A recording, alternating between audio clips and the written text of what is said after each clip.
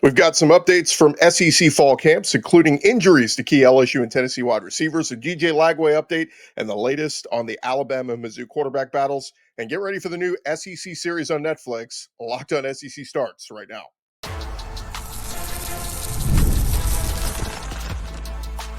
You are Locked On SEC, your daily podcast on the Southeastern Conference. Part of the Locked On Podcast Network, your team every day. What's up, everybody? Welcome to Locked On SEC. It's great to have you guys along. I'm Chris Gordy. Thanks for making Locked On SEC your first listen every day. Shout out to everydayers. We're free and available wherever you get your podcasts and on YouTube, part of the Locked On Podcast Network, covering your team every day. And today's episode is brought to you by Game Time. Download the Game Time app, create an account, use our code LOCKEDONCollege for $20 off your first purchase. All right, let's dive into it as we had some updates from across the conference with fall camps getting underway all across the SEC. We start over at Florida as DJ Lagway was taking part in throwing drills at Florida camp. That was very encouraging for the Florida faithful. Of course, the rising sophomore quarterback was closely monitored all offseason. He was a limited participant throughout the spring because of that shoulder issue that was nagging him. And Billy Napier consistently said, look, it's nothing to worry about. He's going to be fine. Well, then Gators Online, Zach Albolverdi, put out a couple weeks ago that, he was on a walking boot with a calf injury, and that caused him to miss the first day of training camp. And so that sent up red alerts and red flags across Gator country. But Orlando Sentinel's Edgar Thompson reported from camp on Saturday that Lagway was using a compression sleeve on his left leg during practice, did not warm up with the team at the beginning of their fourth practice, and did not take part in throwing drills later. But then there were clips shared on social media of Lagway making some deep throws to Trey Wilson and Dallas Wilson. And so looks like Lagway is going to be just fine, but assuming health, he's going to be a big part of the reason why Florida is successful or not this season. So we will continue to monitor DJ Lagway and that calf issue that he was having. But again, good encouraging news that he's out there practicing and looks good. How about over at Tennessee? Their stud wide receiver, Mike Matthews, not a full participant at Vols practice on Sunday. That was according to the Knoxville News-Sentinel, noting that Matthews was present at practice but was seen stretching on the side of the field. The report notes that his issue, which has not yet been disclosed by the program, does not appear to be a long-term issue. But Tennessee's wide receiver room, pretty limited so far in fall camp. In addition to Matthews, Chris Brazzell, dealing with an undisclosed injury. He did not participate in practice on Sunday. And with Matthews and Brazzell sidelined, Tennessee is down to just 5 healthy scholarship wide receivers, all of whom are either redshirt freshmen with limited college experience or true freshmen. So, look, Josh Heupel's done a good job of, developing wide receivers and getting the most out of some guys, but they lost a lot of guys to the portal this offseason, including Squirrel White, among others. And look, to trying to get Joey Aguilar and Jake Merklinger acclimated to the new pieces and, who's going to be the guy here. It was funny, though. There was a clip shared on social media on Sunday of a Tennessee quarterback completing a pass, and they blurred out the image of the quarterback and his number. So you didn't really know who it is. That's going to deep lengths to cover up which quarterback has the upper hand, although most people believe it will be Joey Aguilar, the transfer coming in from App State, who had transferred to UCLA, and then he and Nico Iamaleava did a little bit of a swap. So Matthews, entering his second season with the program, was a 5-star prospect back in 2024. Caught just 7 balls last year for 90 yards and 2 touchdowns as a true freshman, but a lot of folks expecting him to take a big step this year. Other SEC injury updates. How about over at LSU? Brian Kelly entering a big year where he is expected to be one of the favorites in the SEC. They should be LSU competing with Tennessee and Georgia and Alabama. And one of his big-time wide receivers, junior wide receiver Aaron Anderson, is dealing with an injury. Brian Kelly saying he has had some work done to remedy inflammation in his left knee. Inflammation in the left knee, nothing to make light about, Brian Kelly said, but was just pointing out that the problem should not affect his availability starting with the season. He said Anderson should return to practice by Wednesday this week, missed the first few practices, and Anderson participated on the first day of fall camp before missing those 3 practices. He's been wearing a sleeve on his left leg to help the injury heal. So again, just something you want to keep an eye on there as LSU, brought in Nick Anderson from Oklahoma, Barian Brown from Kentucky, have Chris Hilton Jr. as one of their deep threats, but Aaron Anderson kind of emerged as their go-to number one guy last year with 61 catches for 884 yards and 5 touchdowns. How about over at South Carolina? Some big news as their running back, Rasul Faison. We've been watching this one all offseason since he transferred in there. He has been cleared to practice during fall camp. His attorney, Darren Heitner, informing multiple media outlets of the development on Friday that he has been cleared. This South Carolina's first day of fall camp last week, as he was previously not cleared to practice, waiting for his the final decision on his eligibility from the NCAA. But Faison is expected to be South Carolina's starting running back this year, but again, there remains significant doubt on whether or not he's going to be officially deemed eligible for that 7th year. So again, clear for practice, awaiting that final eligibility decision from the NCAA. And so there have it. We will wait and see what happens there. But South Carolina, they will open the season against Virginia Tech coming up on August 31st. Again, these games happening the end of this month, a lot to track. How about over at Alabama? Kalen DeBoer saying that his quarterbacks are trending up after the first week. DeBoer saying, I thought the last 2 practices, we had some near misses that could have been completions, but that's what you like to see where plays are getting made. The last 2 days have been much better from the quarterbacks, and that's what you want to see. Of course, battling it out between Ty Simpson and Keelan Russell, a lot, and Austin Mack for that matter, but a lot of people assuming it is Ty Simpson's job and that he will end up being named the starter here sooner rather than later. One other thing to keep an eye on is their defensive back, Keon Sabb, who we got an injury update on him after Saturday's practice. Basically, Kane Womack saying he's really pushed our training staff. They did a great job with him. He's ahead of really every marker that we had in the offseason for him. We weren't sure that he was going to go to the level he's going at right now in fall camp. He's out there playing with our guys, so he's comfortable enough to be able to do that. I think that's really something he's pushed himself right now to be ready. The junior never made it back on the field last season after playing in Alabama's loss to Tennessee, suffered a lower body injury, missed the last 6 games of the season, including the ReliaQuest Bowl. And so they're hoping to get him back out there. Could be a big piece of that secondary. He did help Michigan win the national title 2 seasons ago, starting in their secondary, and then came over when Caleb Downs hit the transfer portal and went to Ohio State. How about over at Missouri? What's the latest on their quarterback battle? Well, Eli Drinkwitz still a little mum on that. They were looking to replace Brady Cook. Obviously, the leader in the clubhouse, Bo Prabula, the transfer from Penn State, coming over, battling redshirt freshman Sam Horn and true freshman Matt Zollers. And Eli Drinkwitz asked about the quarterbacks. He said, look, they've all done some really good things and some really dumb things. That's kind of the quarterback position. Now it's about seeing, do they continually make the same mistake or do they self-correct? That's exactly what you want to see. That's how you want this quarterback battle to go.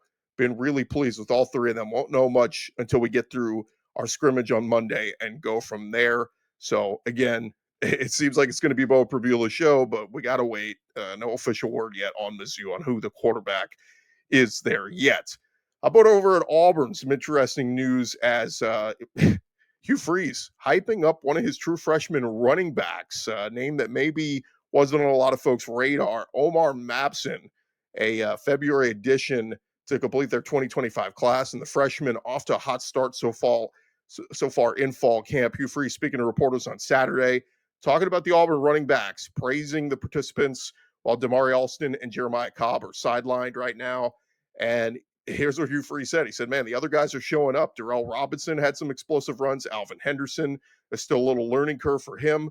But I tell you, the one who is flashing is Omar. That pad level he has, he's patient. He's going to finish going. Going forward. I would say he has been the most surprising. Now, Darrell Robinson is an experienced transfer coming in from UConn. Mapson is an Auburn High product who reclassified to the class of 2025 to start his college career early. He was only a 3-star prospect, the number 27 in the player in the state of Alabama, number 55 running back. So high praise for Hugh Freeze and a guy that could turn some heads. How about at Arkansas? Taylon Green, coming back from a knee injury that he played through last season, but his Arkansas strength coach, Ben Souders, talking with reporters in Fayetteville a couple days ago, saying, y'all don't understand how bad Taylon got hurt last year. This year, especially the last half of the season, I'd watch out. I mean, the kid has worked his butt off, We kind of kept it in-house, but he's a tough sucker. What he dealt with the last 7 games of our season in the bowl game, a lot of people wouldn't have even been able to play. I'll just keep it at that. Not going to let that info out. Long story short, he is a tough kid. Souders went on to say that Green has put on 10 pounds of good weight in the offseason. Also said Green's speed is trending upward. He said his speed is only going to get better as well. So that's one of those interesting ones that I think we're not talking enough about is what if Taylen Green gets better in that Bobby Petrino offense and that system? And, Arkansas, I'm not saying that they're going to win the SEC or win 10 games, but a team that maybe could shock some people, pull off some upsets, win some games they're not supposed to. We know they did it last year to Tennessee. Can they do it again once or twice this year, maybe 3 times, pull off some upsets? If Taylen Green is much better this year, certainly have a chance to do that. Over College Station, some not so great news for A&M defensive back Dalton Brooks. He was arrested on Friday in College Station, according to the Austin American-Statesman. Was booked in Brazos County for a misdemeanor charge after a late June collision involving damage to a vehicle greater than $200. In a statement provided to the Statesman by A&M, the school said it was aware of the incident and would handle it internally. Brooks is entering his third season with the Aggies. Was a former top 100 recruit last season, played all 13 games, racking up 59 tackles, 5.5 tackles for a loss, 3 pass breakups, and an interception.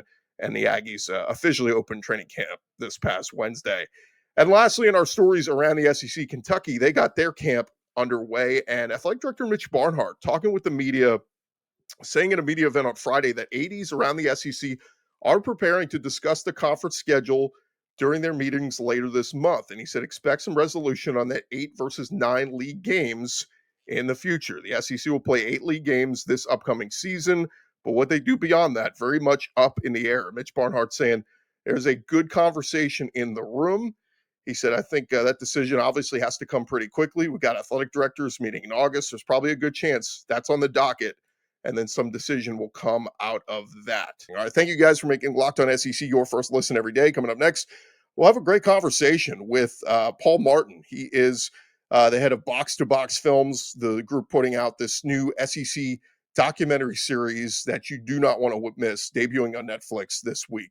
We'll discuss that next.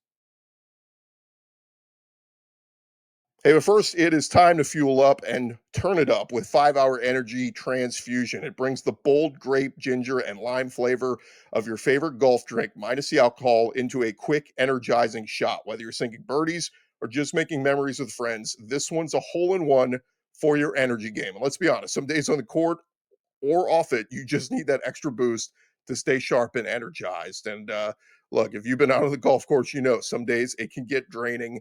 You need that little boost to finish. Golf is all about good times, good people, and good flavors. Of course, the grape ginger lime flavor gives you the best parts of your clubhouse go-to without chasing down the beverage cart. If you go to 5hourenergy.com today, that is the number 5hourenergy.com. You can use our promo code LOCKEDONGOLF to receive 20% off your order.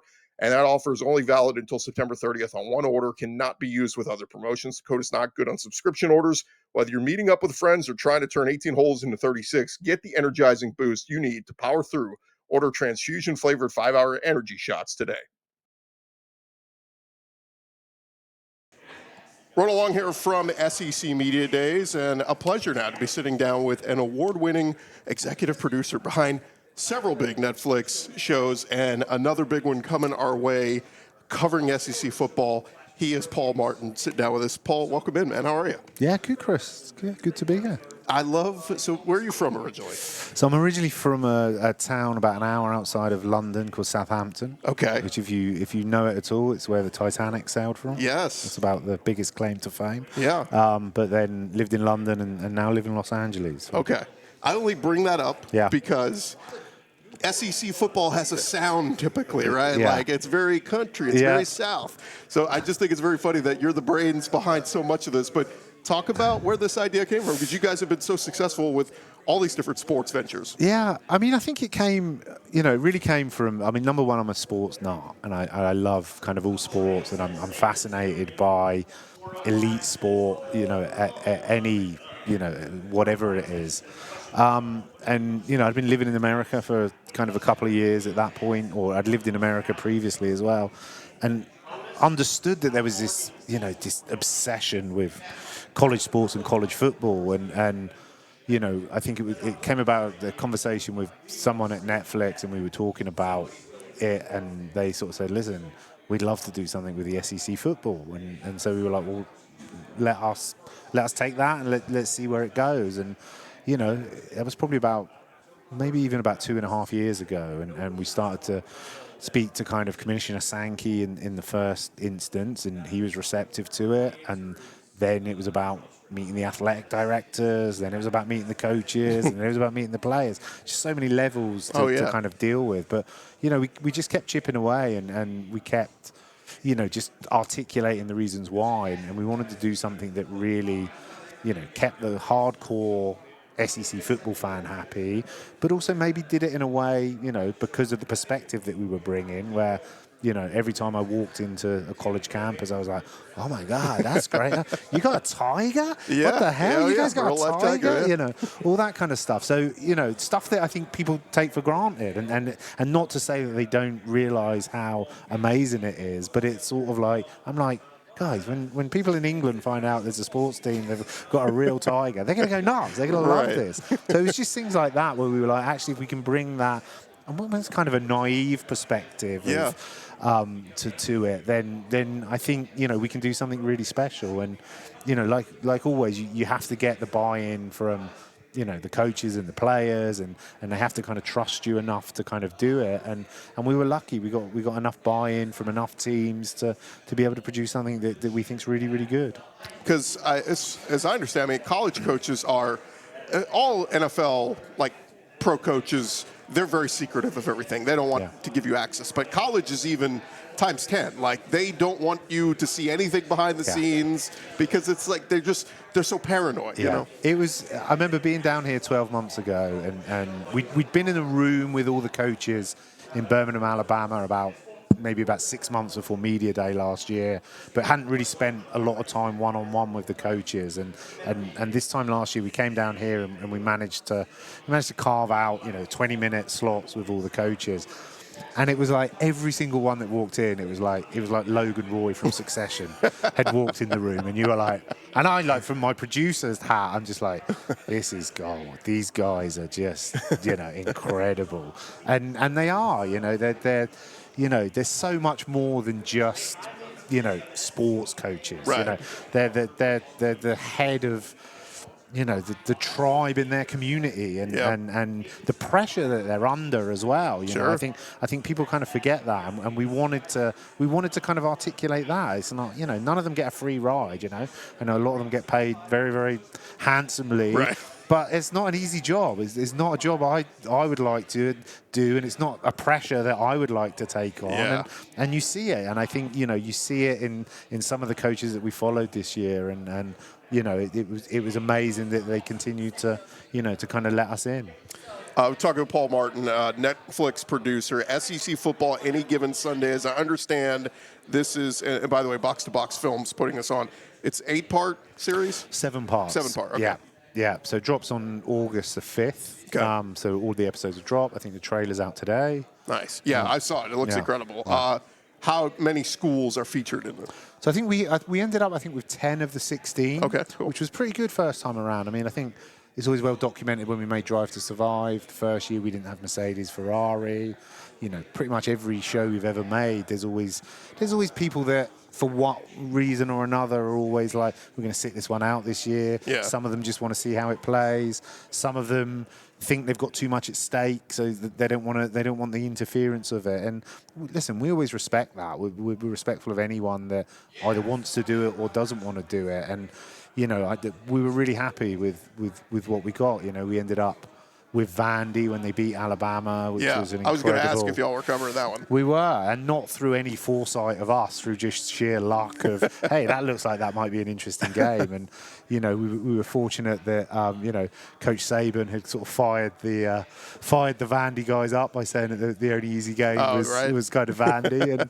and I think they took that to heart. And they really went out there and put on an incredible performance. And then the aftermath of it, of carrying the goalpost down Main Street and down to the rivers, it's phenomenal. I was going to ask, so you said y'all chose that game. So I imagine I mean, you're not sending camera crews to all 10 teams every week, right? No. You had to pick and choose where you wanted to go. Yeah, it's like all the shows. It's similar to what we do with Drive to Survive. You sort of sit down and you're like, okay, what might be interesting for this reason or that reason, and okay, we're following this player, or we're focused on this coach, or we're focused on this school, and we try to, we try to think about where our resources are kind of best used, because you can't be at every game every week.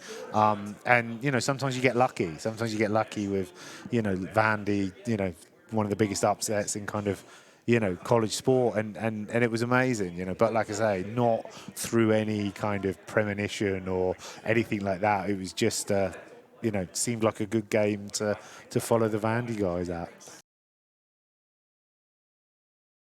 Hey, more with Paul Martin in just a second. But look, we have all been there logging on early and waiting forever for concert tickets to go on sale, only to lose your spot for a show you've been dying to see. In live music, it should be about making memories, not dealing with the stress of trying to lock down those tickets. And that's where our friends at Game Time come in. Game Time makes getting concert tickets faster and easier than ever. Prices actually drop as you get closer to showtime. You can save up to 60% off with their killer last-minute deals. If you're tired of endless scrolling, trying to find the best deal, Game Time Zone Deals picks will give you the best seats in your section for you. And with Game Time, the price you see is the price you paid. No hidden fees.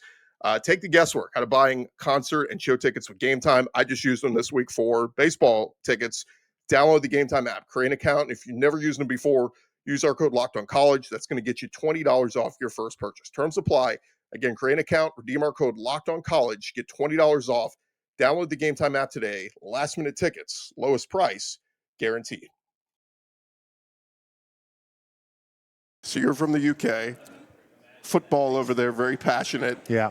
Is there some parallel? Because I've been to Liverpool. I've seen those fans. Is there some parallel in the passion of the fan bases in the SEC and over there? I think there is. I think the biggest difference is that at a UK soccer game, you get the home and the away fans. Right. So you end up in this very much like, you lot are rubbish. No, you lot are rubbish. Like, no.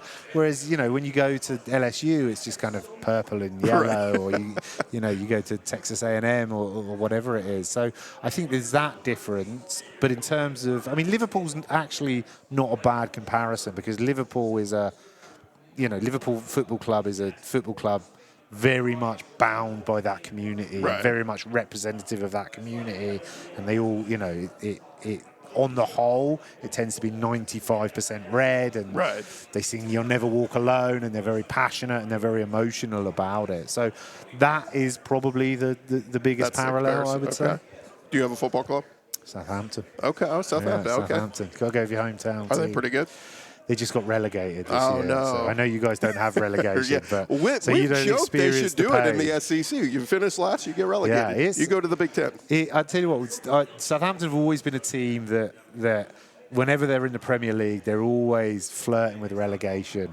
And as a result, I've had some of the most amazing experiences when they've stayed up. Yeah. And I've had the biggest heartbreaks when they've gone down. So, I wouldn't recommend it, but it definitely keeps things interesting. It's much like SEC football. Yeah. Did y'all choose to feature, did y'all pick certain players to kind of focus on, or is it just mostly the coaches and the games, or how is it kind of told? It's kind of a mix of all that. We try to look at the big, we try and look at everything that we have to play with, and then sort of try and figure out what might be the best pieces. So whether that's, and it's also like who really wants to participate. And at some of the schools, it was the head coach is definitely in, or the quarterbacks, or whatever it is. And at other schools, it may be slightly different. So you've got to sort of, you just got to constantly look at the big picture of everything that you've got to play with, and then figure out, okay, what are the best pieces to make the most compelling kind of series that you can. I got to be honest, I'm a long-time Netflix subscriber, but I like this day and age, hustle and bustle, it's hard to commit to a 2.5-hour movie. But a series, I can watch part one, we'll watch part two tomorrow. It's way easier to commit to that. Does it feel like that's kind of like the audience, it's easier to commit to a series like this? I think so. And I think if you do it in the right way, if you're trying to, give a bit of a cliffhanger or try to pull that audience into the next episode. Yeah. You know, we've all done it. You know, you find yourself starting a series and then suddenly at 2 a.m. you're like, oh my God, I just watched 10 episodes of that. So yeah, I think it is, you know, I think it is easier. You know, I think that you feel like you're just snacking on it, even though you end up eating the whole meal in one sitting anyway. And you were part of Full Swing as well? Part of Full Swing as well. I mean, that took everything you're doing amazing. is, getting rave reviews. We're lucky producers. You know, when we started Full Swing, there was rumours of this Saudi league, and people were like, no, it will never come to anything. And it came to something while we were there. So we over the years at Touchwood, we've been very, very lucky producers and seem to be in the right place at the right time more often than not. Well, if the trailer is any glimpse into what this series is going to be like, I'm sure everybody's excited. I think the cool thing about it is here you've got a bunch of passionate SEC fans. Like, they're going to watch regardless because they're SEC fans. But I think you'll find it'll probably appeal to even people who are just casual football fans, maybe not the biggest football fans, because you're telling stories. Yeah, I hope so. You know, I hope that's kind of the hope. I mean, it's very difficult to make a series like this and really try and second guess the audience and what audience it might bring. You know, we on every show that we do, we're like, let's just make the best show that we can. Right. And hopefully everyone buys into it. And, you know, that's really the philosophy. And hoping that people, and I do believe that people buy into people and stories and emotional stakes rather than, you know, the wins and the losses of a sports season, whether it's football, Formula One, golf. So we're all about the characters.